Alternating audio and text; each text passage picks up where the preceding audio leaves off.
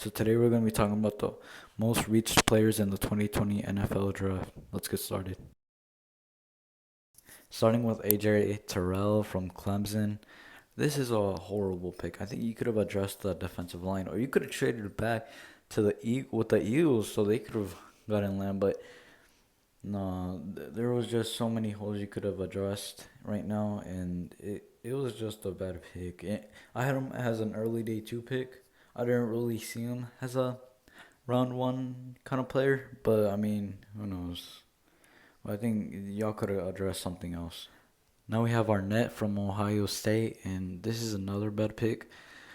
19th overall was way too high. In one of my mock drafts, I actually had him going to the Broncos in the third round, and this is way too much of a reach to get him. I mean, I think he's a good player, but to get him right now, it's way too early. And there were a lot of better cornerbacks like Jalen Johnson, Trayvon Diggs, better than him. And you just got him. I don't think it's a good pick because you really did have to address the cornerback position. And I did like how you chose a cornerback, but I didn't like why him. But there were a lot of better players.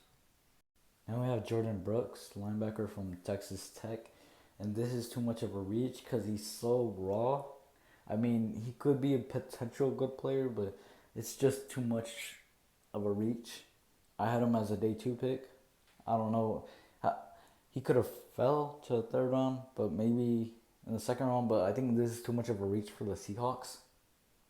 I thought they were going to trade down since they always do, but I mean, I think I'd rather trade down than get Jordan Brooks. I mean, I'm not trying to be mean, but it's just a bad pick. I mean, he could be a potential good player, but he's just so raw. I mean, he just needs to reach that potential.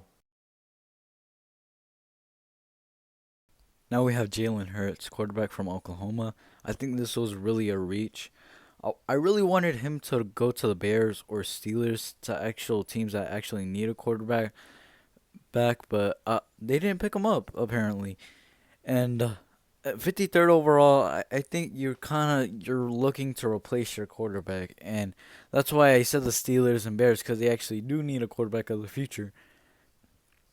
And I would have picked them late third or early fourth because as you see, a lot of quarterbacks fell like Jake Fromm, Jacob Easton, and I don't think there's really much teams that are needy. I mean, the Steelers and the Bears, but they got Nick Foles, and for the Steelers, they're returning Big Ben.